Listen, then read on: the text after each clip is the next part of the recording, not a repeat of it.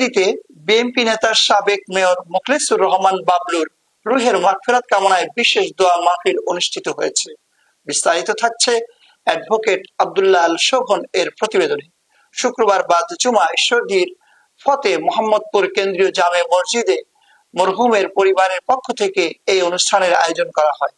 দোয়া মাহফিলে মরহুম মোখলেসুর রহমান বাবলুর স্মৃতির প্রতি গভীর শ্রদ্ধা জানিয়ে তার রুহের মাগফিরাত কামনা করে বিশেষ মোনাজাত করা হয়।